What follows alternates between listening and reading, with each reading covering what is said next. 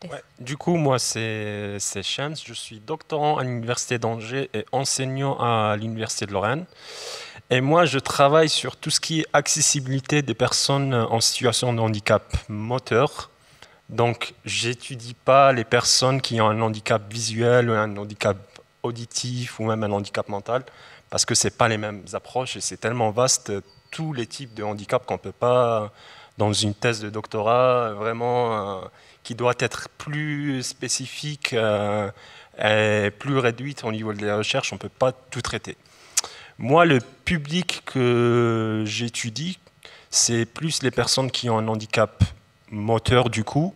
Qu'est-ce que c'est qu'un handicap moteur? C'est toute déficience qui est liée à la motricité et ces personnes ont généralement des limitations au niveau de leur déplacement. C'est pour ça qu'on les appelle des personnes à mobilité réduite.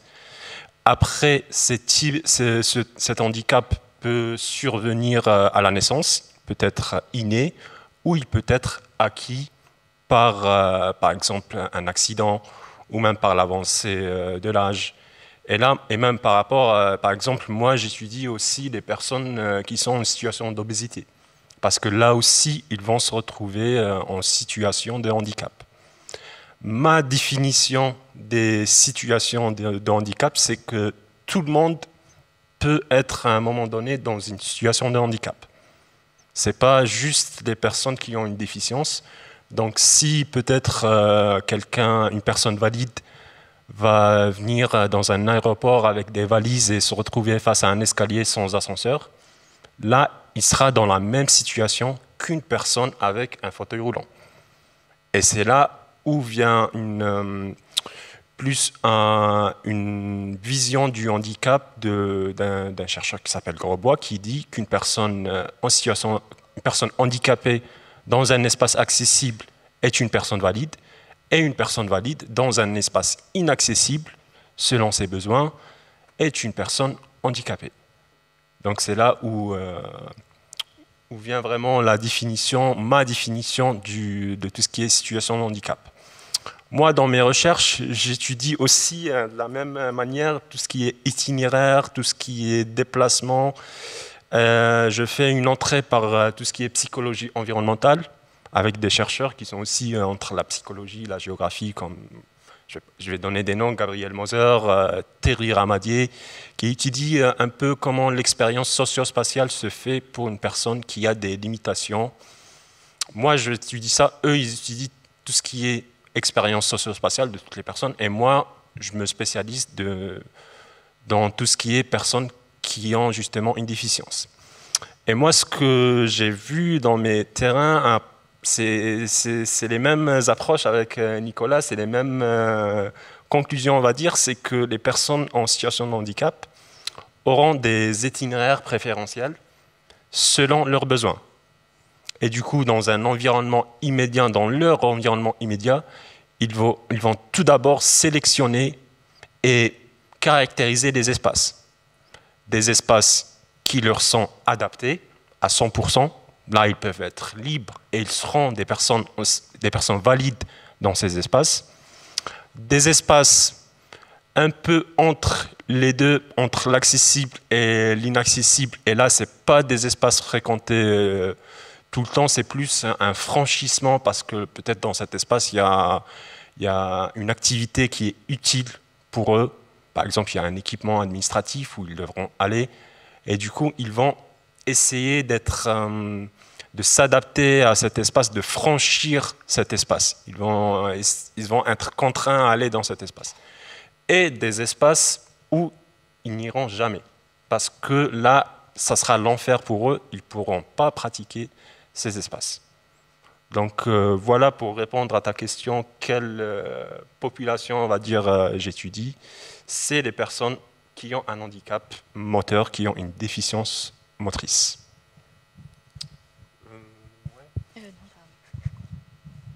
Merci.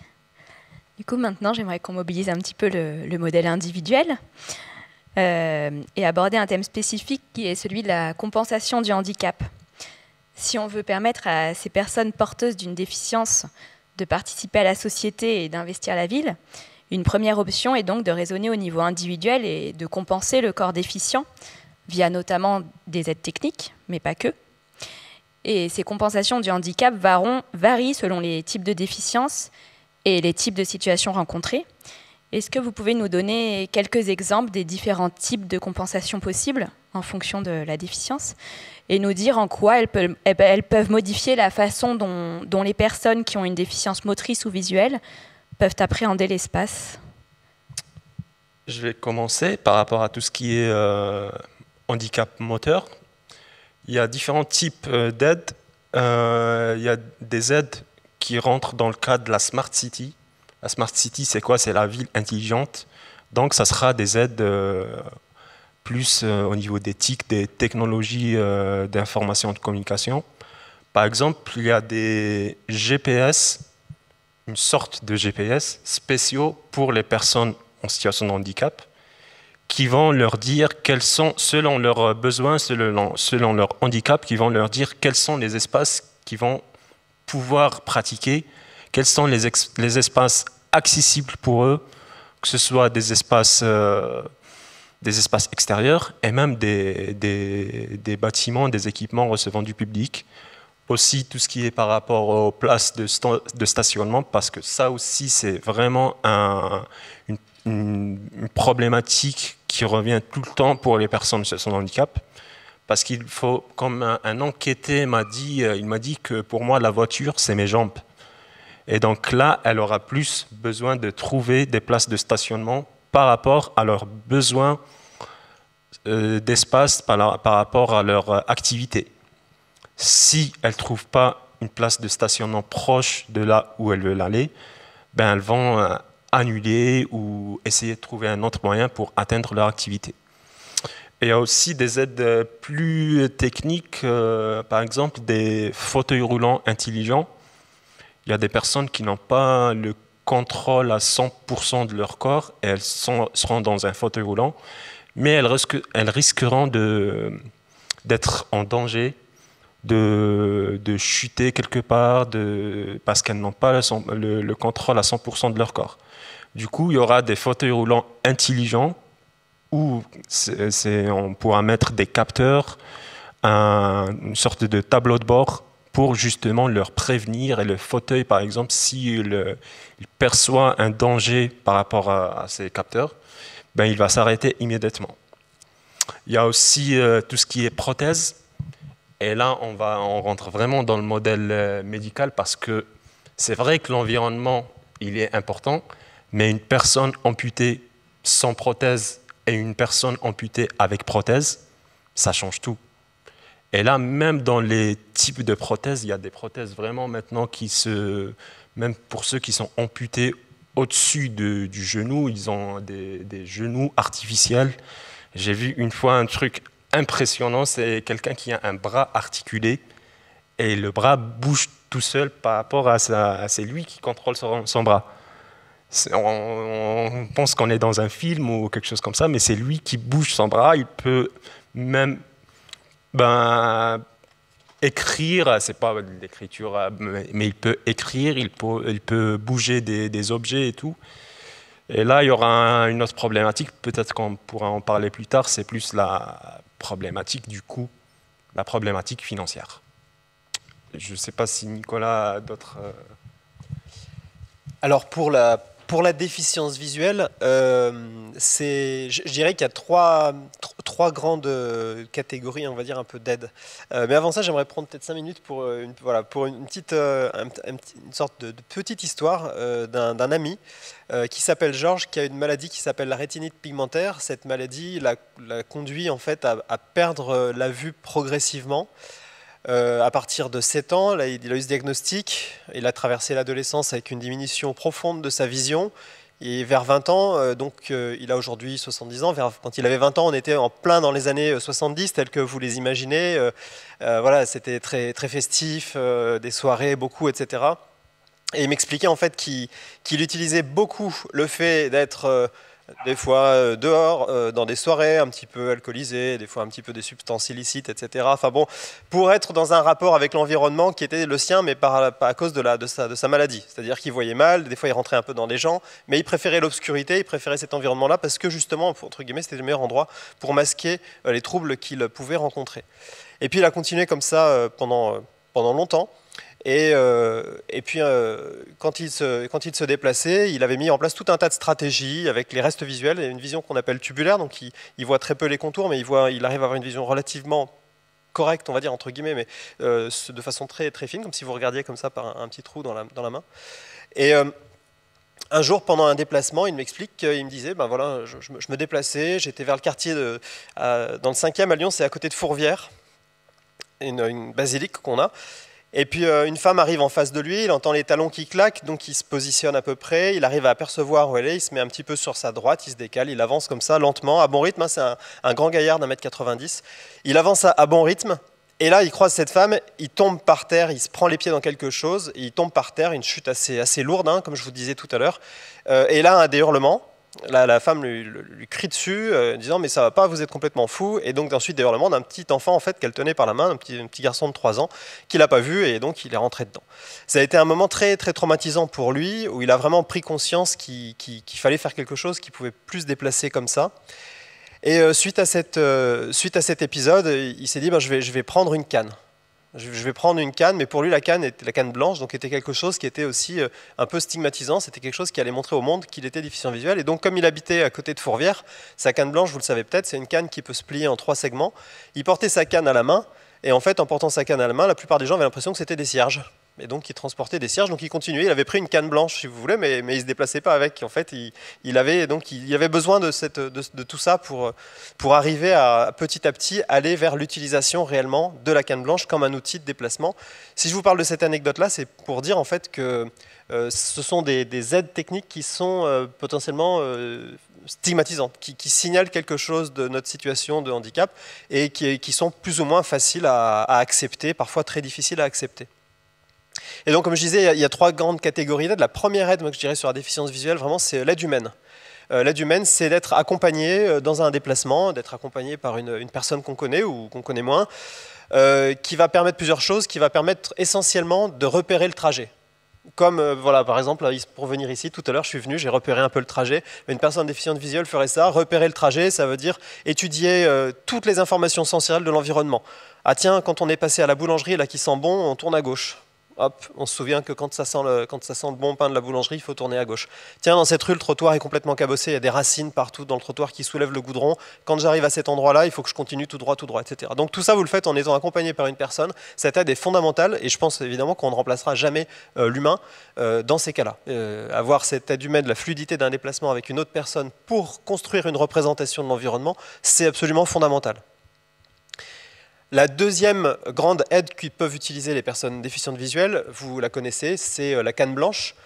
Donc la canne blanche, c'est cette canne qu'on utilise qui fait à peu près 90 cm à 1,10 m, qui se plie en plusieurs segments et qui a une roulette au bout, une petite roulette en général. Les versions les plus modernes ont des roulettes, toutes n'avaient pas ça à l'époque. Et donc ces cannes blanches ont 3 grandes fonctions, ont trois fonctions essentielles. La première, c'est une fonction de signalement, c'est-à-dire qu'une personne qui a une canne blanche, tout le monde sait que c'est une personne qui est déficiente visuelle et qui donc par conséquent aura potentiellement besoin d'aide dans son déplacement. La deuxième chose très importante de la canne blanche, c'est une lecture des informations du sol. La canne va permettre de tirer tout un tas d'informations sur la nature du sol, sur est-ce que je suis dans des graviers, est-ce que je passe près d'un trottoir, etc. Donc c'est vraiment un guide très proche, très très important. Et puis la dernière fonction à laquelle on pense moins souvent, je vous ai un petit peu parlé tout à l'heure, c'est une fonction de protection. Ça veut dire que la canne blanche va protéger les 90 cm du corps, à peu près 1 mètre du corps, qui sont derrière la canne blanche. Voilà. Donc c'est-à-dire que tous les obstacles qui se trouvent comme des fauteuils dans une salle de conférence sont des obstacles qu'on pourra détecter avec une canne blanche. C'est un outil qui est très sécurisant, évidemment, qui est utilisé par une grande majorité des personnes déficientes visuelles et aveugles. C'est un outil qui est relativement peu onéreux, qui est très efficace, indéniablement, hein, c'est simple et c'est efficace. Mais par contre, il y a quand même un mais, c'est un outil qui a aussi un grand coût cognitif. C'est-à-dire que se déplacer avec une canne blanche, vous rentrez dans un rapport physique avec la ville, avec l'environnement. Vous êtes vraiment dans un rapport physique, c'est-à-dire que vous sentez le relief, vous sentez les obstacles, vous sentez les délimitations, les murs, etc. Donc là, vous êtes dans un rapport qui est physique, qui est très exigeant et qui est potentiellement aussi très fatigant. Et ce rapport peut vite devenir même un rapport de force, parfois, avec l'environnement. Voilà, donc ça c'est pour la canne blanche. Et puis le troisième type d'aide qui existe, c'est, je crois que j'ai entendu tout à l'heure un petit bruit, c'est le chien guide. Donc le chien guide, c'est depuis les années 50 à peu près en France qu'on utilise des chiens guides dans les déplacements. Il y a plusieurs écoles partout en France qui forment des chiens guides. Alors pour vous raconter très rapidement la vie d'un chien guide, pendant 2 ans il est en famille d'accueil, donc avec des personnes qui le gardent le week-end ou des fois toute la semaine. La famille d'accueil a un but essentiel, c'est la socialisation. Le chien guide va être un chien qui va rencontrer des humains à longueur de temps. Il va être en permanence avec des humains et interagir avec eux. Donc cette étape de socialisation est très importante. Il faut que ce soit des chiens qui soient très sociables, très doués sur ce plan-là. Ensuite, ils vont faire une formation pendant à peu près 8 mois. Ils vont aller à l'école des chiens guides, ils vont apprendre tout un tas de choses. Et ensuite, ils vont travailler avec un maître. Ils vont trouver un maître avec qui ils vont faire équipe. Et donc, ce maître eh bien, sera leur maître pendant à peu près 8 ans. Voilà, donc il y a des ajustements. Il faut que le chien corresponde à la personne et que la personne corresponde au chien aussi. Voilà, ça marche dans les deux sens. Hein, c'est pas un sens unique. Travaille pendant 8 ans parce que c'est très fatigant pour un chien guide de travailler. Et après 8 ans, le chien part à la retraite. Ouais, il a une retraite bien méritée parce que généralement ils ont bien travaillé pendant tout ce temps-là. Voilà. Et peut-être pour conclure, si j'ai encore une seconde pour conclure, sur le chien guide en fait, il comprend à peu près une 30aine d'ordres très variés. Ça peut être tout droit, donne les lignes. Alors quand on dit donne les lignes, qu'est-ce que ça veut dire? Ça veut dire donne-moi le passage piéton. Ça sera une problématique qu'on rencontre éventuellement dans l'urbanisme plus moderne avec les espaces partagés. On en reparlera tout à l'heure, je ne vais pas en dire plus. Quand il rencontre un trou dans la chaussée, il fait la crêpe. Donc il se met à plat ventre avec les pattes bien écartées parce que quand vous tenez le chien par le harnais, hop, ça vous fait tout de suite descendre, ça vous arrête net, vous savez qu'il y a un danger. Il contourne tous les obstacles en hauteur. Lui, il va comprendre que les obstacles en hauteur sont dangereux pour leur maître et donc il les contourne. Voilà. Et donc les grands bénéfices, le bénéfice essentiel c'est au niveau affectif. Il y a un lien vraiment très affectif, très fort qui se tisse avec le chien. Tous les maîtres de chien le disent toujours. Il y a un bénéfice cognitif parce que le chien va soulager de tout ce rapport très physique que vous avez avec l'environnement avec une canne blanche. Tout ce rapport presque des fois violent, au rapport de force qu'on a avec l'environnement, s'efface un petit peu avec le chien guide qui va vous contourner les obstacles, qui va vous permettre de vous diriger de façon beaucoup plus fluide, beaucoup plus apaisée, sécurisante aussi. Et donc ça c'est quand même un élément important. Alors c'est toujours le maître qui dirige le chien bien sûr, c'est pas mais j'ai eu à quelques occasions des personnes qui m'ont dit que des fois après des soirées un petit peu arrosées, le chien connaissant bien le trajet de la maison, il y avait une sorte de mode automatique qui permettait de rentrer assez facilement. Voilà. Et puis le dernier bénéfice, évidemment, c'est un bénéfice social. Le chien va créer du rapport avec les autres humains qui se trouvent autour de nous en ville. Et même s'il ne faut pas aller embêter un chien guide qui travaille, généralement, il y a toujours un petit mot pour le chien. Il est joli, il a l'air gentil, etc. Ça permet d'engager des conversations. Et ce rapport est très intéressant. Ça permet aussi de briser un isolement que peut-être des personnes en situation de handicap peuvent rapporter. Un isolement qui peut parfois être très, très important. Voilà. Est-ce qu'on a encore 3 minutes pour un petit extrait voilà. La dernière chose que je voulais simplement dire là-dessus, c'est on parle d'aide technique, mais en dehors des aides techniques, il y a aussi en fait l'utilisation de nos capacités naturelles. Et quand on est privé de la vision, une de nos capacités naturelles très importantes, c'est l'audition. On ne le mentalise pas souvent, mais en fait l'audition nous permet très facilement de repérer des indices sonores spatiaux. En fait, on peut discriminer des sources sonores assez facilement. Et en fait, cette utilisation des informations sonores est à la base d'un mécanisme qu'on appelle l'écolocalisation. L'écolocalisation, c'est la capacité à se situer dans un environnement par rapport aux échos des propres sons qu'on produit. Alors les propres sons qu'on produit, ça peut être... je sais parfois des jeunes femmes aveugles me disaient j'aime bien mettre des talons, pas pour la raison esthétique, mais j'aime bien mettre des talons parce que ça claque quand je marche et le claquement des talons produit des échos qui me sont très utiles pour savoir si je suis dans une salle qui est très grande comme celle-ci, si je suis dans un petit couloir, etc. Et donc qui donne des informations très riches sur l'environnement. Et donc l'utilisation de ces échos s'appelle l'écolocalisation, c'est un petit peu comme les chauves-souris si vous voulez. Et justement, je voulais vous présenter un petit extrait de 3 minutes, voilà, un petit extrait de 3 minutes d'un documentaire qui vous montre une personne qui utilise cette écolocalisation. Vous allez voir, c'est assez impressionnant. Ah ben là, voilà, c'est parfait. Hop.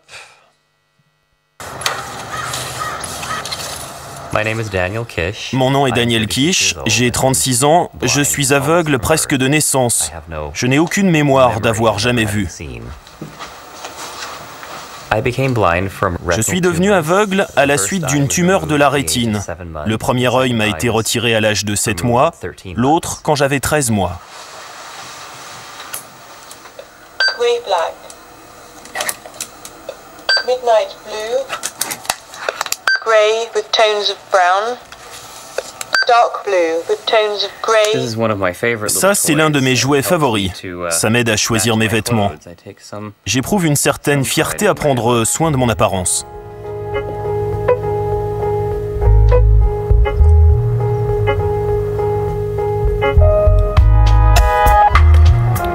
On le voit prendre un vélo et se déplacer à bon rythme à vélo. Si vous écoutez bien, vous entendez les petits claquements qu'il produit avec sa langue. Des fois, je demande aux gens quel est le nom de la rue, mais ils ne réalisent pas que je suis aveugle puisque je suis à vélo. Donc, ils se demandent pourquoi je ne lis pas simplement les pancartes. J'ai des réponses bizarres comme s'ils pensaient que je suis ivre ou quelque chose comme ça.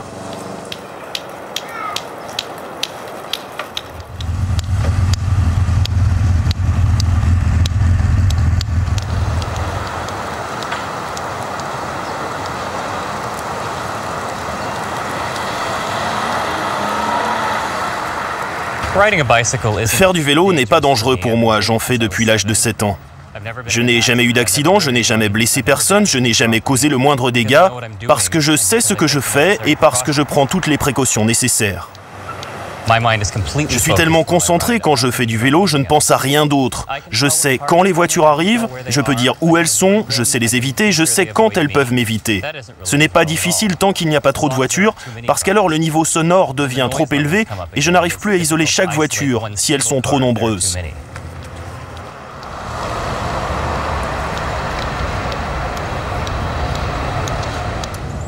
Ces clics sonores sont indispensables à Dan pour se diriger. Ce qu'il écoute, c'est l'écho de ces clics.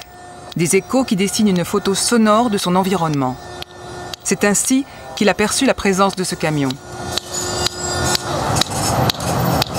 Les échos lui permettent de contourner chaque obstacle jusqu'à ce que la voie soit enfin libre. Chaque écho est différent et lui permet de connaître la dimension et la densité des obstacles et ainsi de les identifier.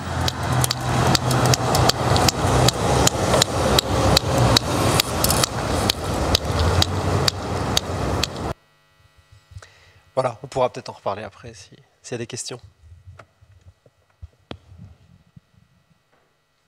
Merci. Pour continuer sur le modèle individuel, donc avec les avancées en termes de recherche, on assiste à des compensations technologiques de plus en plus sophistiquées. Donc Shems nous en a déjà un petit peu parlé. Et on en vient même à parler de corps augmentés pour les personnes amputées ayant une prothèse. Donc on peut citer par exemple le cas d'Oscar Pistorius, l'athlète sud-africain courant avec des prothèses en fibre de carbone et lui donnant un avantage sur ses concurrents valides.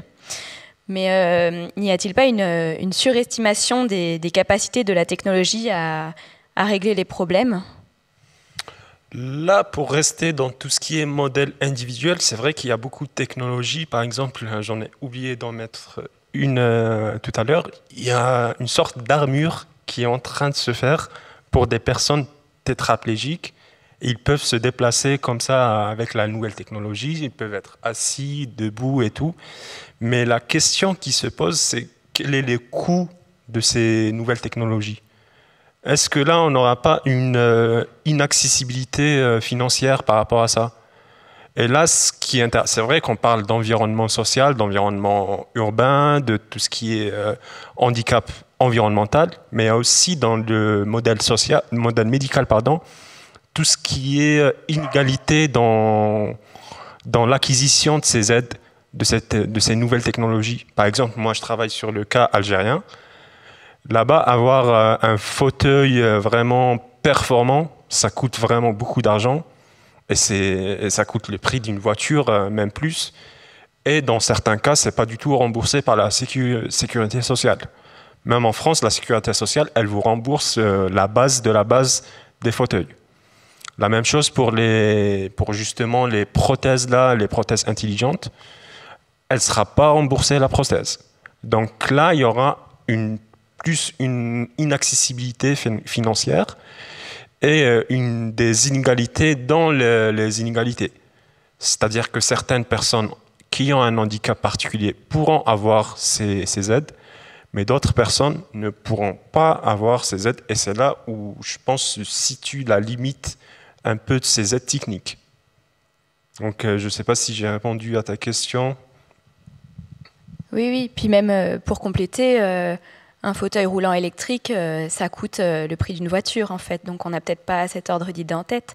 Mais donc, même sans parler des aides techniques très, très évoluées et vraiment très peu accessibles, un fauteuil roulant électrique, c'est vraiment très cher et on ne peut pas en changer tous les ans. Ouais, et même par exemple, pour entrer dans plus ce que j'étudie moi sur tout ce qui est attractivité, sur les activités attractives, il y a aussi tout ce qui concerne le sport.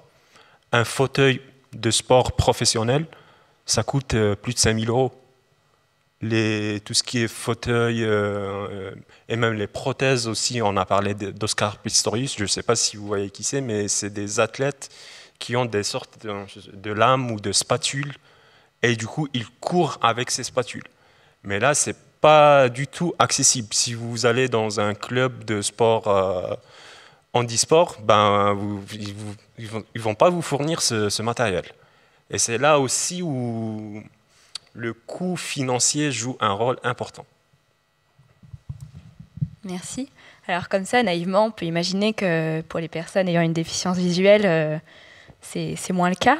Qu'est-ce que tu en dis? Alors, non, en fait, les nouvelles technologies sont très très importantes pour les personnes déficientes visuelles. Alors, si je me focalise sur les déplacements, parce que alors, si on se focalise sur le reste, l'informatique, en fait, la vocalisation, etc., a été vraiment quelque chose de très très important et d'assez fantastique. Mais si je me limite simplement aux déplacements dans la ville, je dirais qu'il y a trois types d'aides en fait qu'on retrouve, des aides technologiques qui sont importantes, qui viennent en fait un peu pallier des choses qui pouvaient manquer. Par exemple, ce qui se fait de plus en plus, c'est des petits boîtiers qui se fixent sur les cannes blanches et qui vont compenser ce que je vous disais tout à l'heure, c'est-à-dire que la canne ne vous protégera pas d'un obstacle qui se trouverait en hauteur. Et bien, ces petits boîtiers en fait ont un faisceau. Alors il y a eu des versions infrarouges, un peu low technologie. Maintenant, c'est plutôt des lasers ou des lidars, des choses comme ça, donc des technologies plus modernes, qui en fait avec un faisceau couvrent la partie haute du corps et avec un petit curseur que vous avez sous le pouce, le thumb-pouce on appelait ça, et ce petit curseur vibre et en fonction du rythme de vibration va vous indiquer s'il y a un obstacle qui se rapproche de vous ou pas. Voilà, donc c'est un petit sonar en fait complémentaire qui se met au-dessus de la canne qui permet de protéger de ces obstacles en hauteur, parce que vous imaginez bien que les blessures qui arrivent au niveau du visage ou de la tête dans la locomotion peuvent être très graves. Donc c'est une protection assez intéressante. Et puis ensuite, les autres aides au déplacement sont les aides qu'on connaît tous en fait et qu'on utilise presque tous. La deuxième catégorie, c'est le GPS. Tous nos téléphones à peu près modernes qui datent de moins de 10 ans ont une capacité GPS et cartographique. Donc sur ces appareils-là, il est possible de se localiser, savoir où on se trouve, le nom de la rue où on est, le niveau de la rue où on est, et éventuellement même de faire un trajet piéton pour aller à un autre endroit. Et ça, les personnes déficientes visuelles les utilisent de façon... Enfin, ça fait plus de 10 ans que j'entends les personnes déficientes visuelles utiliser ces GPS-là et ces technologies-là. C'est quelque chose qui s'est généralisé bien plus vite dans la population de personnes déficientes visuelles que dans la population générale. Et pourtant, la population en général l'utilise déjà beaucoup. Pour venir ici, j'ai jeté un petit coup d'œil sur mon téléphone pour savoir s'il fallait aller à droite ou à gauche. Donc, et ça, c'est un point aussi que je vous redirai peut-être juste après. Et la dernière chose, c'est des balises. Alors, parce que là, le GPS donc, est sur vous localise vous. La dernière chose, c'est des balises qui existent, qui peuvent s'installer, qui ont différents noms, mais imaginez que ce sont des petites balises émettrices qui peuvent être captées par le téléphone ou par un appareil que vous avez sur vous et qui vont réagir à votre présence. En gros, ça va diffuser du son. Alors, à Lyon, on a l'entreprise historique qui a créé, par exemple, les feux sonores. Donc, les feux sonores sont des feux qui signalent si le feu est vert ou rouge et qui vous permettent de savoir si vous pouvez traverser ou non sans analyser uniquement le cycle des voitures. Donc, c'est une information très intéressante, très importante. Ça se généralise beaucoup.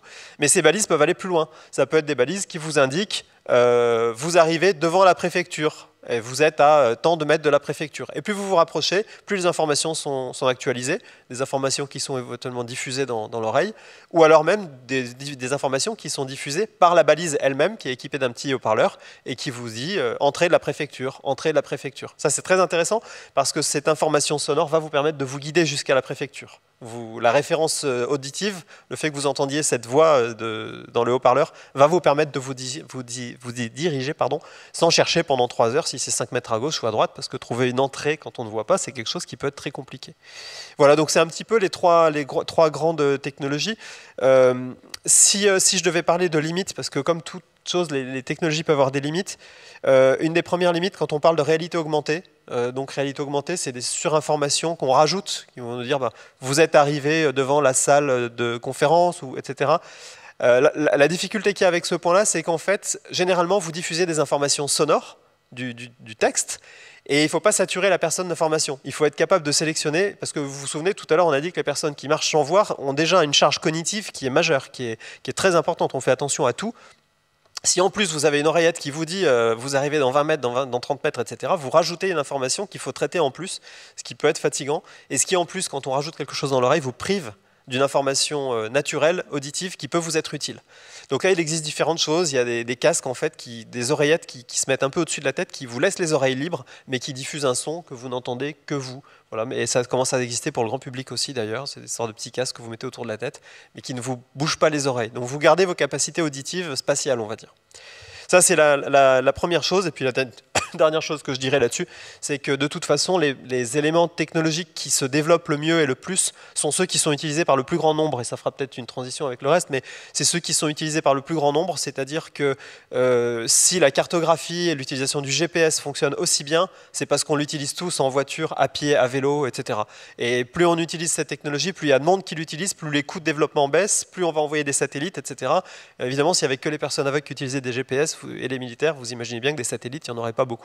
Donc le fait que ce qui est vraiment ce qui va être utile au plus grand nombre et donc utile aussi aux personnes déficientes visuelles, c'est ça, je pense, les innovations technologiques qui finissent par aboutir et pour sortir, et je pense que c'est valable dans d'autres domaines.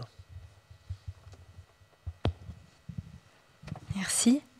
Donc on va arriver à la troisième partie de cette table ronde.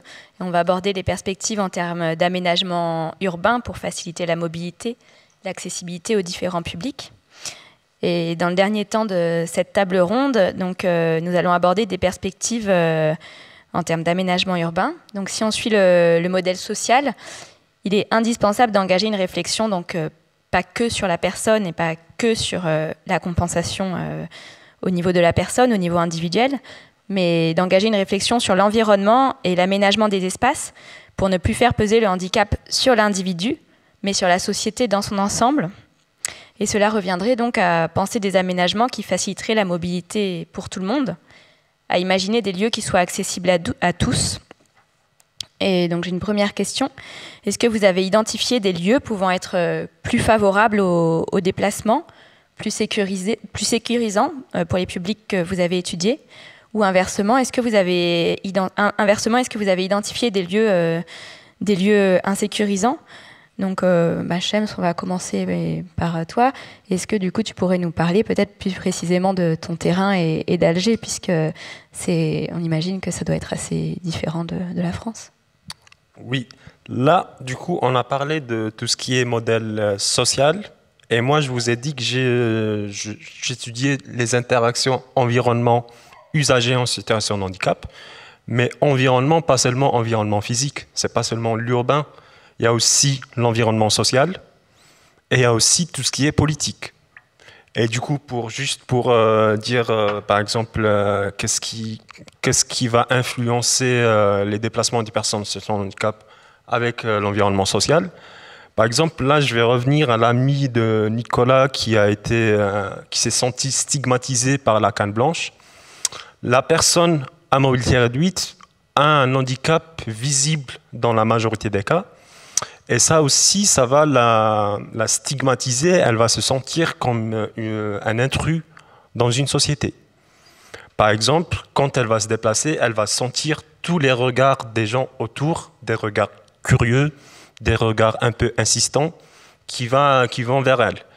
Et là, la personne va un peu se limiter dans ses déplacements. Et elle va même, moi ce que j'étudie aussi, c'est elle va développer ce qu'on appelle l'effet projecteur. L'effet projecteur, c'est quoi? C'est un biais psychologique où on sent qu'on est, le centre de l'attention de tout le monde. Du coup, même si personne nous regarde, personne nous scrute, on va sentir qu'il y a des gens qui vont nous scruter. Et là, ça va limiter ses déplacements. Par exemple, dans les lieux qui sont très, très animés, elle va se sentir mal à l'aise parce qu'elle va sentir un peu le regard des autres. Il y a aussi un autre facteur qu'on va en parler, qu'on va aborder plus tard, c'est plus le fait que des personnes essaient d'interagir avec la personne sur son handicap et en essayant de l'aider en quelque sorte, ils vont la mettre mal à l'aise. Par exemple, une personne qui a un fauteuil roulant, si on vient par derrière et on va la pousser, elle va se sentir mal à l'aise. Parce que son fauteuil roulant, c'est l'extension en quelque sorte de son corps. Et c'est comme si une personne valide, il y aura une autre personne qui vient la toucher ou vient la pousser. Elle va se sentir un peu en danger, elle va avoir peur de chuter, qu'elle soit bousculée. Elle va aussi perdre ses repères aussi, parce que même si une personne ayant un handicap moteur, elle a la vision, mais la vision elle est très importante pour elle parce qu'elle va essayer de repérer les lieux accessibles pour elle. Elle va essayer de repérer les obstacles et de les contourner. Et au contraire, elle va essayer de repérer tout ce qui est élément facilitateur des déplacements pour justement utiliser ces éléments pour se déplacer. Pour tout ce qui est aménagement, je reviens sur ta question. L'aménagement, il y a une différence au niveau des types de handicap, justement.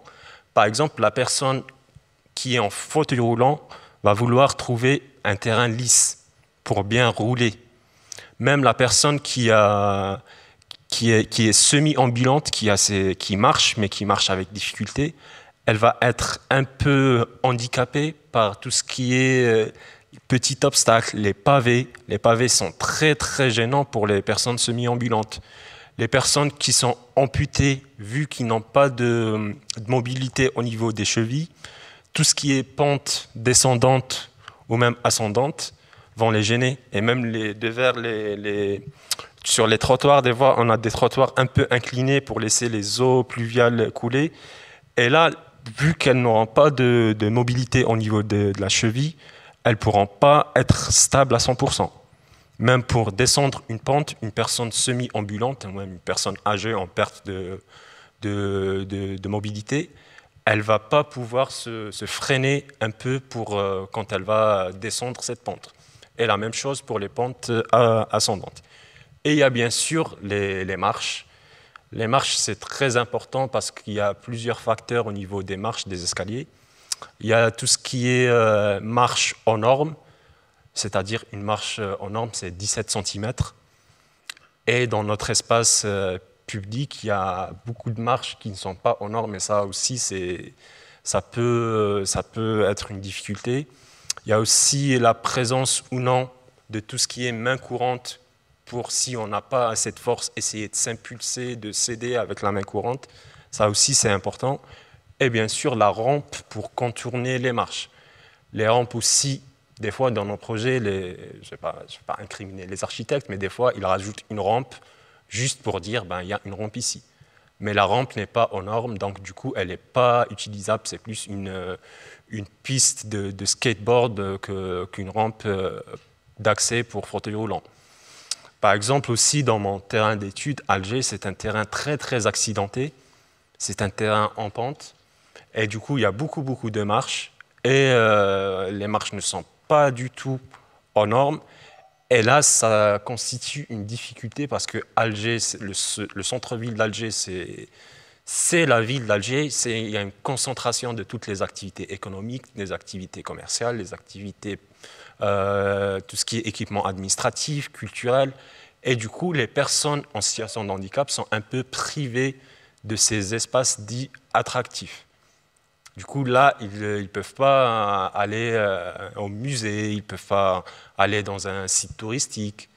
Et ça, c'est ça la vraie problématique de la ville d'Alger. C'est qu'il y a des espaces qui sont accessibles, mais ce n'est pas des espaces où il y a des activités utiles. L'utilité de l'espace n'est pas là. Et par contre, il y a des espaces où il y a une concentration d'activités, mais ces espaces ne sont pas accessibles. Je pense que je vais laisser la parole à Nicolas pour...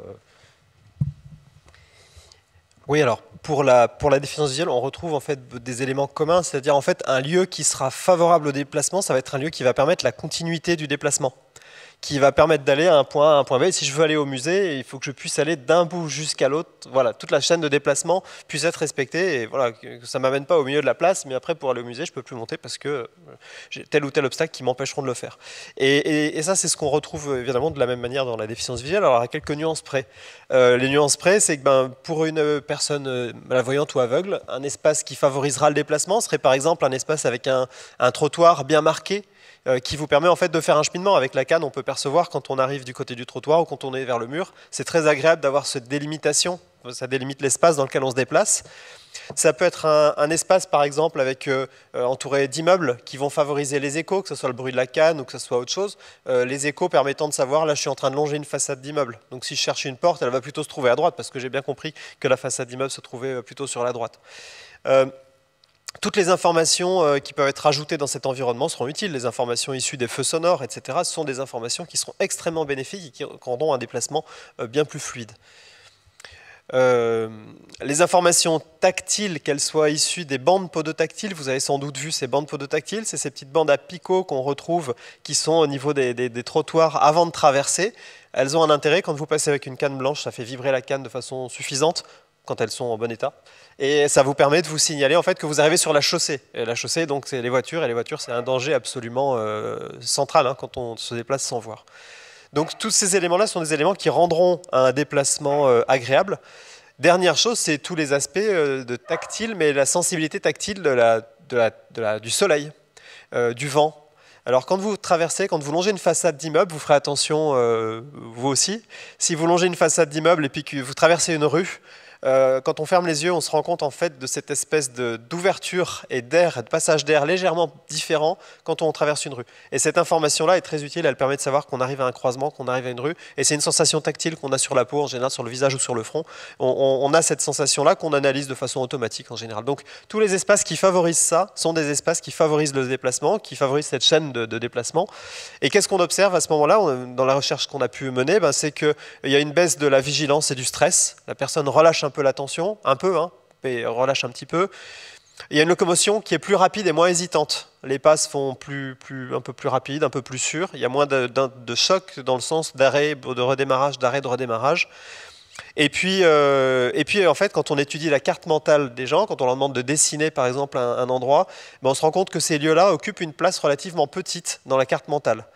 Pourquoi je vous dis qu'ils occupent une place relativement petite? Parce que si on prend l'inverse maintenant, et si on prend un lieu qui, lui, serait très néfaste pour les déplacements d'une personne qui ne voit pas, ce lieu-là sera un lieu qui sera très vaste, très ouvert. Imaginez une grande place, où là, vous perdez, si vous voulez faire l'analogie avec la vue, c'est comme si vous étiez dans le brouillard complet. C'est-à-dire que vous perdez tous les points de repère et toutes les informations que vous pouvez avoir. Les informations d'écho, les informations sonores qui peuvent vous être utiles.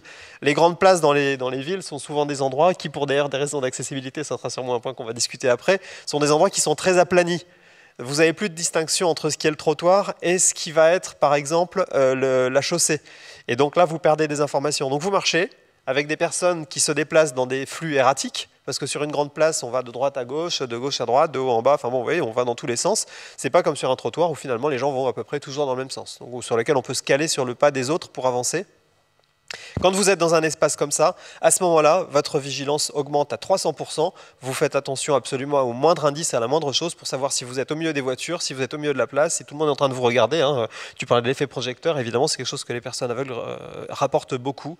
D'autant plus que parfois, elles tombent sur des personnes bienveillantes qui veulent les aider. Je me souviens d'une jeune femme qui me racontait, elle me disait, voilà, j'étais en train d'attendre un passage piéton, j'étudiais le carrefour. Étudier le carrefour, ça veut dire j'écoute ce qui se passe, le sens où vont les voitures, et puis à un moment donné, je vais savoir que je peux y aller parce que j'ai compris que le cycle de feu fait que c'est le moment d'y aller. Sauf qu'elle n'a pas fini d'étudier son carrefour, qu'il y a 2 personnes qui la prennent sous le bras, un de chaque côté, qui lui font traverser le trottoir et puis qui la mettent de l'autre côté de la rue. Et donc, disant, mais attendez, j'étais en train de savoir si c'était là que je voulais traverser ou pas. Donc, voilà, les personnes qui ont un peu envahi, tu parlais du fait de pousser le fauteuil, c'est la même chose. Des personnes qui vont vous envahir, que vous n'anticipez pas, qui veulent faire quelque chose de très sympa pour vous, hein, mais qui vous mettent de l'autre côté du trottoir, alors que vous n'aviez peut-être pas forcément l'intention de le faire. Donc quand on veut aider quelqu'un, c'est toujours bien de se signaler avant et de dire où est-ce que vous avez besoin d'aide, est-ce que je peux vous aider, est-ce que je peux vous être utile avant d'agir. Ouais, juste pour compléter sur ce point, c'est que moi, les personnes, en tout cas que j'ai fait l'enquête avec elles m'ont dit si on a besoin d'aide, on va demander. Mais on n'est pas une sorte d'objet ou d'enfant qu'on va utiliser comme ça, ou je sais pas combien, on va essayer de faire notre bon accent de la journée, et le pauvre handicapé, on va le pousser, on va faire quoi, on va l'aider. Si une personne a besoin d'aide, elle demandera de l'aide naturellement. Et là, il y a aussi un effet, je ne sais pas si tu l'as eu, mais un effet d'infantilisation un peu. C'est-à-dire que la personne en situation de handicap, on essaie de l'infantiliser, de l'aider à tout prix, d'essayer à tout prix d'être présente avec elle et tout. Et ça, ça va pas aider la personne, au contraire, ça va la stigmatiser et elle va se sentir comme étant une personne différente de la société. Et ça va renforcer un peu l'effet projecteur et l'effet d'intrus dans un espace. Et ça va, par ricochet, limiter ses déplacements. Elle va se dire, ben là, il y a beaucoup de monde, je vais me sentir mal à l'aise, il y a tous les gens qui vont me regarder, qui vont essayer de m'aider ou quelque chose comme ça. Donc, elle va éviter certains espaces. Juste peut-être pour compléter d'ailleurs sur ce point-là, le fait d'éviter certains espaces, les espaces très larges, très vastes pour les personnes déficientes visuelles sont des espaces qui sont absolument contournés, évités. Et on a remarqué, alors c'est une recherche qu'il faut qu'on continue de faire parce qu'on n'a pas encore tous les éléments de conclusion, mais en tout cas, ce qu'on a remarqué, c'est qu'une place, comme je viens de vous décrire, très anxiogène, très stressante, est perçue dans la carte mentale quand les personnes dessinent en fait les lieux, quand ils dessinent un parcours qu'ils ont pu faire. D'ailleurs, je peux peut-être demander à la technique s'ils peuvent nous mettre l'image. Voilà, c'est ça. Quand les personnes, alors ça c'est pas un dessin, hein, c'est autre chose, mais quand les personnes dessinent un parcours, elles vont avoir tendance dans leur carte mentale à surreprésenter cette place, cet espace-là, parce que c'est un espace qui est potentiellement dangereux, qu'il faut contourner, et donc pour être bien sûr de le contourner, alors ça c'est une hypothèse, hein, mais pour être bien sûr de contourner cet espace-là, il y a une forme de surreprésentation dans la carte mentale d'un espace dangereux, voilà, d'une zone dangereuse qu'il faut pouvoir éviter. Voilà, simplement cette petite image, comme on est dans une journée de géographie, je ne pouvais pas ne pas mettre une image de cartographie, même si moi je suis en psychologie, donc ce n'est pas du tout ma spécialité.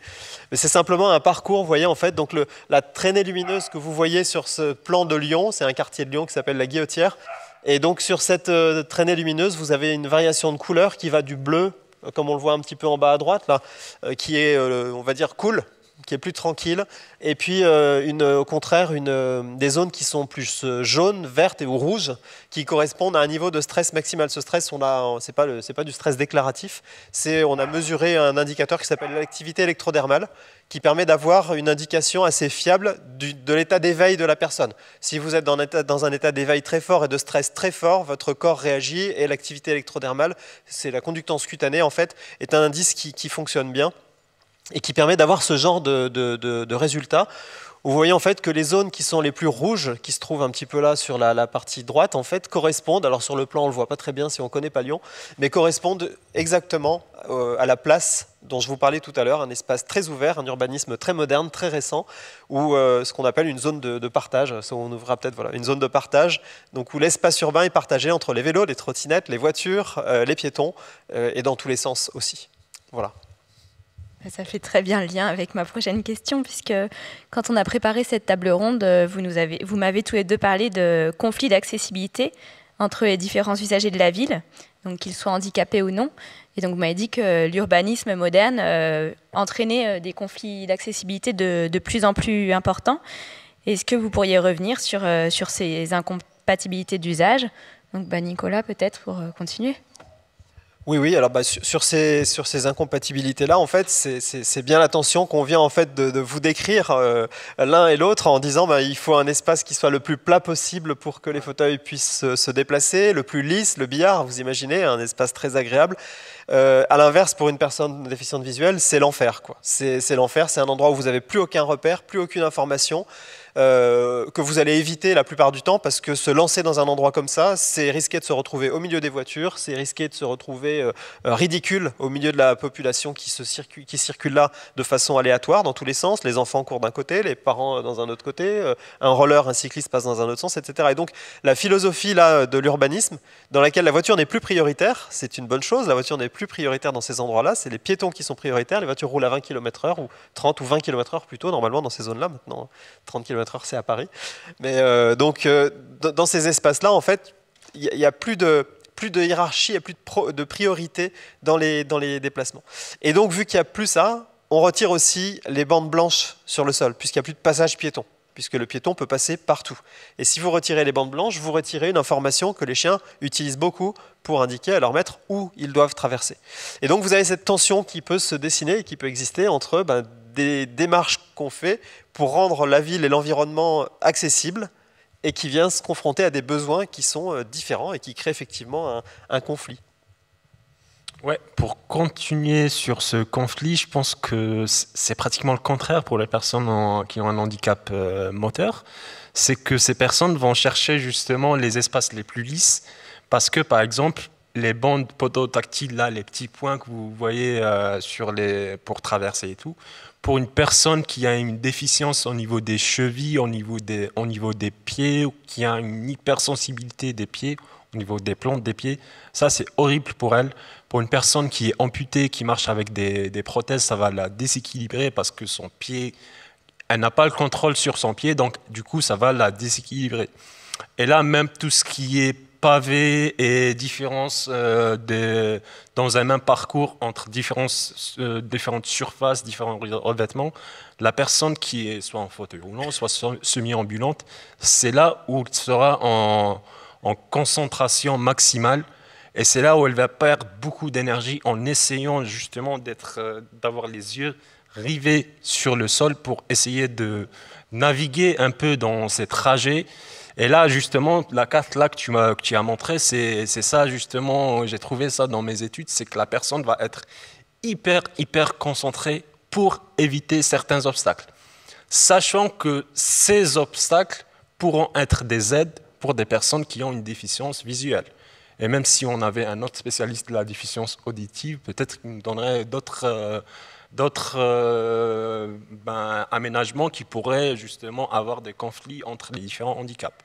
Donc c'est là aussi où le design universel, on va parler de ça, qui dit qu'on doit mettre en place un espace qui soit accessible pour tout le monde, pour tous les usagers de la société. C'est là où je ne sais pas, peut-être qu'il y a des limites par rapport à ça, peut-être qu'on pourrait travailler ensemble pour justement mettre en place un espace qui sera accessible pour tous. Je ne sais pas si on enchaîne sur le design universel.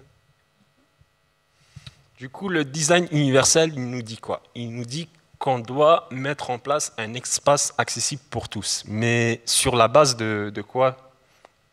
Quel est le standard qu'on va, entre guillemets, qu'on va mettre en place? Pour revenir un peu sur l'histoire de l'urbanisme, on a pris un standard de l'homme. Il y a le Corbusier, un architecte connu, qui a fait le modulor, qui a dit l'homme standard, il fait 1,80 m, il a ses caractéristiques et on doit concevoir un espace particulier, tous les espaces par rapport à cet homme. Il y a aussi, juste avant, l'homme de Vitruve, aussi qui avait des caractéristiques et on concevait l'espace en termes de ce standard, donc d'une majorité de personnes dans la société qui n'ont pas qui ont la même situation de santé, socio-économique, environnementale. Et donc, ça exclut beaucoup de personnes qui ont une différence.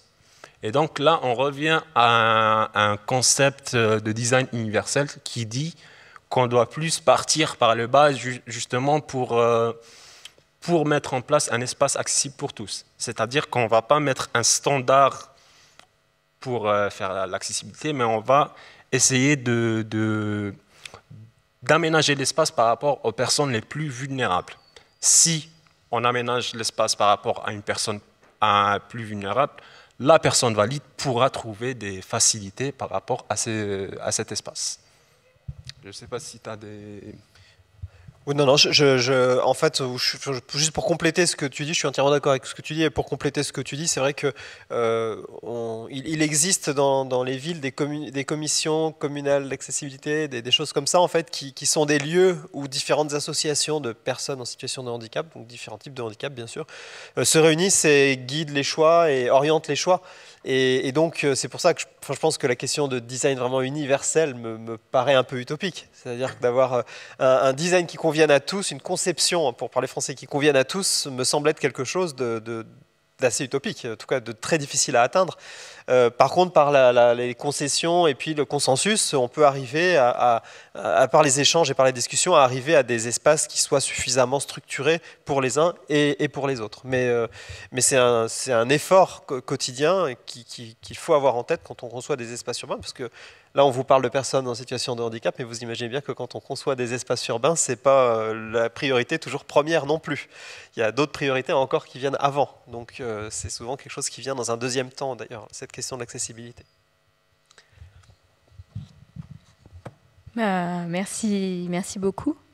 Merci.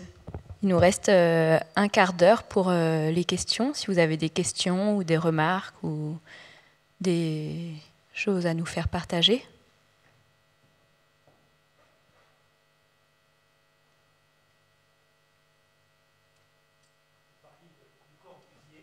Oui, il y a un micro qui va arriver.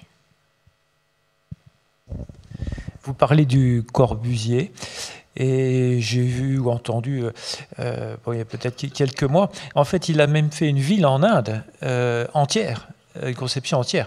Et je ne sais pas si justement il s'était préoccupé de ça, parce que comme vous parlez de normes 1,80 m, est-ce qu'il a eu parce que bon, en Inde il y a aussi des pathologies qui, surtout il y a 50 ans, n'étaient peut-être pas très bien suivies. Et est-ce qu'il a eu, ça c'est quand même peut-être quelque chose qui nécessite d'avoir quelques notions du travail du Corbusier, mais est-ce qu'il a abordé ce que vous essayez d'envisager finalement? Moi, quand je parle du Corbusier, c'est pas dans le côté positif. C'est plus c'est lui justement qui a introduit, qui a mis en place le modular, c'est-à-dire que la personne, des normes pour la personne, et il a fait pratiquement toutes ses planifications, tous ses projets par rapport à cette norme. On voit par exemple la ville en Inde, c'est Chandigarh, je pense. Il y a aussi la cité radieuse à Marseille où il a dit que l'être humain, il doit avoir, c'est une machine à travailler. C'est ça ce qu'il a dit. Donc il doit avoir un cadre, un bâtiment où il a l'espace public dans ce bâtiment, les commerces dans ce bâtiment, tous les espaces dans ce bâtiment pour après qu'il aille travailler. Donc le Corbusier, quand on parle du Corbusier, niveau architectural, il a amené énormément à l'architecture, mais il est très très controversé quand on parle de standardisation, quand on parle du modular justement du Corbusier. Et après, Chandigarh, c'est venu après aussi comme une utopie urbaine pour justement faire la part entre la ville industrielle et où les ouvriers vont vivre. Donc c'est... Peut-être pour compléter, donc pour ceux qui ne connaissent pas le Corbusier, donc le modular, c'est un homme d'1,75 m. Et donc, en fait, il a réfléchi à partir de cette taille standard d'1,75 m, et ce qui revient à normer l'espace avec un standard précis et donc à ne pas prendre en compte la diversité des corps.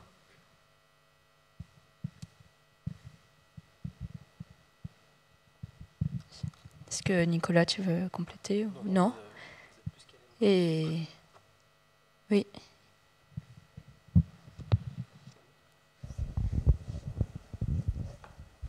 Est-ce qu'avec les villes nouvelles, on se rapproche du design universel? Je pense notamment à Évry-Courcouronnes, enfin, où on croise beaucoup de personnes que ce soit en mobilité réduite ou beaucoup de publics en déficience visuelle. On en croise tous les jours dans l'espace public. Par rapport aux villes nouvelles, c'est vrai que dernièrement, on essaie d'avoir une direction en urbanisme plutôt dirigée justement vers tout ce qui est développement durable. Il faut savoir que le développement durable, c'est pas que l'écologie. Il y a aussi un aspect social, un aspect économique. Et dans l'aspect social, il y a l'inclusion qui a une très très grande part. Oui, on peut. C'est vrai qu'il y a par rapport à ces villes nouvelles, il y a un effort qui est mis en place par rapport à tout ce qui est aménagement de l'espace. On tend plus vers une ville intelligente avec des nouvelles technologies. Après, ce qu'on peut critiquer par rapport à ces villes nouvelles, c'est leur manque d'activité. C'est pas des villes qu'on peut considérer comme attractives à 100%. Et quand on parle d'accessibilité, il ne faut pas oublier l'attractivité. Il ne faut pas mettre en place des espaces accessibles mais qui ne servent à rien, qui ne sont pas utiles. Il faut aussi penser à tout ce qui est activité de la personne en situation de handicap pour qu'elle ait une participation sociale optimale. C'est quoi la participation sociale? C'est tout ce qui touche aux habitudes de vie. Et là, la personne en situation de handicap, si elle a une participation sociale optimale, elle sera actrice active de la vie et non pas contrainte de faire ou d'aller quelque part. Donc moi, personnellement, c'est ce que je reprocherais à ces villes nouvelles. Après, là aussi, il y a le contexte qui compte beaucoup parce que ça dépend de quelle ville on parle. Il faut étudier aussi le contexte de cette ville, que ce soit le contexte économique, le contexte où elle se situe, quelles sont ses caractéristiques, le contexte urbain, etc., etc.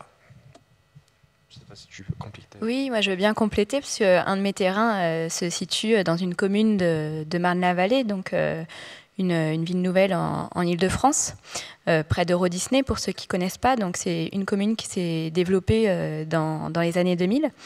Et donc qui correspond il y a toutes les normes d'accessibilité dans cette commune.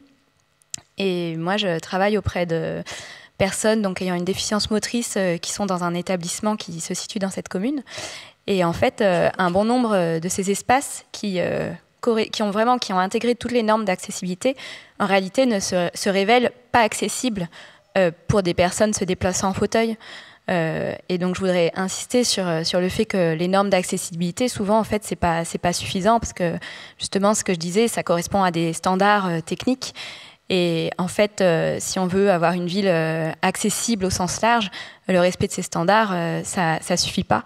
Il faut aussi, il y a des architectes, notamment un architecte américain qui est devenu aveugle durant sa carrière et qui s'est rendu compte, qui a vraiment complètement changé sa façon de penser l'espace en devenant aveugle, et qui a intégré plein de choses qui ne sont pas habituellement prises en compte en architecture. Donc en architecture, on prend essentiellement la vue en compte, et donc il a intégré la température, le bruit, les sons dans sa façon de penser l'espace. Et c'est des pratiques qui sont peu prises en compte encore par les architectes. Et juste pour dire un mot, c'est en plus, je pense, des choses qui sont au bénéfice de tous ensuite. C'est-à-dire que toutes ces informations-là qui sont de première utilité pour des personnes déficientes visuelles sont aussi d'utilité pour des personnes qui ne sont pas déficientes visuelles. Donc c'est ça aussi qui vient signer la validation. Elle fait qu'une mesure, que quelque chose va perdurer ou pas, ou finalement ce sera quelque chose dont on parlera en disant c'était une tentative échouée. Utile et puis agréable aussi. Bien sûr, bien sûr.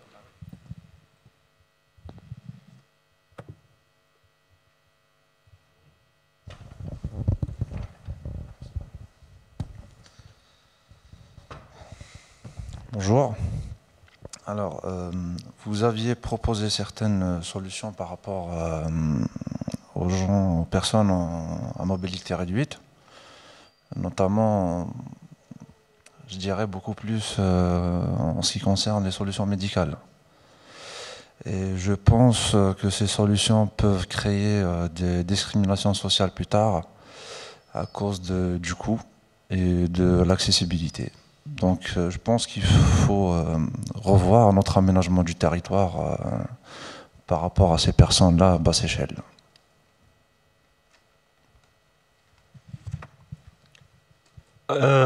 Moi, personnellement, je n'ai pas proposé de solution médicale, non. Mais juste on a émis l'hypothèse comme quoi, dans certains cas, le modèle médical compte aussi. Si une personne est amputée et on la laisse amputée, elle ne pourra pas avoir la mobilité avec une personne qui a une prothèse. Si on met une prothèse, on va dire, entrée de gamme à une personne qui est amputée, elle ne pourra pas avoir la même mobilité qu'une personne avec une prothèse vraiment, vraiment performante, une prothèse intelligente. Et de la même manière pour les fauteuils roulants, même pour, je pense, le handicap visuel, c'est aussi la même chose. Aussi, nous, ce qu'on a dit, c'est qu'il y a tout ce qui est médical, modèle médical, mais il y a aussi le modèle social. Il faut essayer de voir l'équilibre entre les deux. Pour tout ce qui est aménagement, on rentre plus dans le modèle social qui dit que la personne en situation de handicap a des barrières et elle n'a pas de problème. C'est que la déficience va disparaître si on enlève ces barrières. C'est ça ce qu'on a émis comme pensée. Je ne sais pas si je réponds à votre question. Oui, parfaitement. Moi, je veux bien compléter, peut-être. Oui, bien sûr, allez-y. Je suis entièrement d'accord avec la limite des aides techniques. Et au-delà donc il y a bien sûr vraiment une limite et à celle du coût. Mais au-delà du coût, dans mes terrains d'enquête, j'ai vu bon nombre de personnes qui étaient en fauteuil roulant électrique et qui se retrouvaient avec un fauteuil roulant électrique qui tombait en panne au milieu de la rue, donc qui pouvait parfois provoquer des accidents importants. Et donc je pense qu'il faut aussi prendre ça en compte. Et aussi, je pense que ça invite aussi à penser l'espace peut-être dans une plus grande proximité, parce que là on parle de déplacement.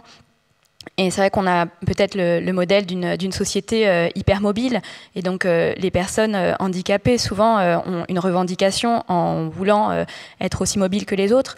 Mais peut-être que le handicap, ça peut être une opportunité pour repenser l'espace de proximité et notamment faire le lien avec toutes les questions écologiques qu'on se pose actuellement. Exactement, je suis totalement d'accord. Il faut repenser l'espace et repenser l'aménagement contemporain. Même pour tout ce qui est aide technique, si je peux compléter par rapport au fauteuil roulant, moi, quand Nicolas a parlé du chien guide, moi j'ai mis le parallèle entre le chien et le fauteuil. Une personne qui a un fauteuil roulant manuel ou électrique, elle ne peut pas changer d'un coup de fauteuil roulant. Elle sera désorientée parce qu'elle ne saura pas le fonctionnement de ce fauteuil, comment il fait. C'est comme une voiture. On a des voitures puissantes, on a des voitures adaptées à nos besoins. Donc là aussi, l'aide technique a aussi son importance. Je ne sais pas si tu... Non, c'est parfait. Je suis d'accord avec tout ça. Je profite, puisque j'ai le micro, pour vous remercier, parce que j'ai appris plein de choses, et notamment au point de vue déficience visuelle. Je crois que je n'avais pas conscience, pourtant je fais partie d'une association en Bretagne, de la charge cognitive quand on se promène, parce que nous, on est une association qui accompagnons des personnes malvoyantes ou même aveugles pour se promener, et vraiment... Et puis pour revenir à la canne blanche, on a eu la même chose avec des personnes qui ne voulaient pas la mettre, et en insistant, on a trouvé que ça permettait quand même le contact avec les gens qu'on rencontrait. C'est-à-dire les gens en voyant une canne blanche, nous, on explique, tiens, il y a un chien, une fois sur deux, si pas deux fois sur trois, la personne s'arrête, vous voulez voir mon chien, il s'appelle comme ça, et ça rentre en contact aussi. Voilà, en tout cas, un grand merci. Et d'ailleurs, juste pour rebondir sur ce que vous dites, les personnes malvoyantes ont sans doute encore une charge cognitive encore plus importante, parce que dans les restes visuels, vous avez une information supplémentaire. Vous n'êtes pas concentré uniquement sur l'audition, et dans les restes visuels que vous avez, ils peuvent être très trompeurs. Moi, j'ai souvenir d'une personne qui m'expliquait que dans le métro parisien, elle avait des escaliers qui se présentaient, elle, qui descendaient. Elle voyait, vous savez, les néons qui éclairent le métro, quoi, qui affleuraient. Et en fait, elle pensait que les néons étaient la continuité des marquages au sol. Et donc, elle est allée tout droit en pensant que elle allait tout droit, quoi. Et qu'il y avait... Sauf que non, pas du tout. Les néons, c'était une descente. Et donc, elle est tombée dans les escaliers parce qu'elle a mal perçu visuellement. Donc, le traitement des informations visuelles résiduelles, les dégradés, en charge encore plus. Les personnes malvoyantes sont des fois encore plus. Même si généralement, ils disent toujours que c'est une aide supplémentaire d'avoir des restes visuels. C'est quand même si c'est une aide, c'est un traitement lourd. Et même pour rester sur cette charge cognitive, même pour les personnes qui ont un handicap moteur, moi je mobilise dans mes études une théorie, la théorie machiniste de Descartes, qui dit que l'homme fonctionne quelquefois, lui il est tout le temps, mais quelquefois comme une machine. Et là, nous, des fois, on a des gestes, on a des parcours, on les fait, entre guillemets, en pilotage automatique. Donc, quand on marche dans la rue, quand je dis nous, je parle de la personne valide, je ne sais pas comment. Il y a des espaces où on marche et on pense à autre chose, on est libéré en quelque sorte. Mais une personne qui a une déficience, elle va être tout le temps concentrée sur ses déplacements. Et c'est très, très fatigant pour elle. Elle va être même fatiguée, essoufflée, même si elle est dans un fauteuil roulant, elle ne fait pas d'effort physique, mais elle va être essoufflée un peu par cette concentration sur l'espace, comment elle va contourner, où elle va aller. Est-ce que si elle va aller là-bas, il y aura une aide? Est-ce que, par exemple, il y a un abaissement de trottoir? Par exemple, moi, j'ai raconté à Noémie et à Nicolas un résultat de mes enquêtes, c'est que j'ai enquêté sur une personne fauteuil roulant. Et il m'a dit que quand ils ont mis en place la ligne de métro, lui, il est parti avec son fauteuil roulant et il a essayé en quelque sorte de pratiquer tous les environnements immédiats de toutes les stations. Une par une, une par une, une par une. Et c'est là où on est un peu dans la phase étude de l'espace. C'est pour lui qu'après, il va essayer de voir les stations de métro qui sont accessibles et l'environnement immédiat de ces stations, est-ce qu'il est adapté à ses besoins, pour justement essayer de réduire à un minimum cette charge cognitive. Voilà. Je ne sais pas si on a peut-être le temps pour une dernière question, s'il y en a. Et sinon, c'est parfait, puisqu'on a déjà dépassé un petit peu le temps de 5 minutes. Je vous remercie beaucoup pour Merci de votre attention. Table ronde.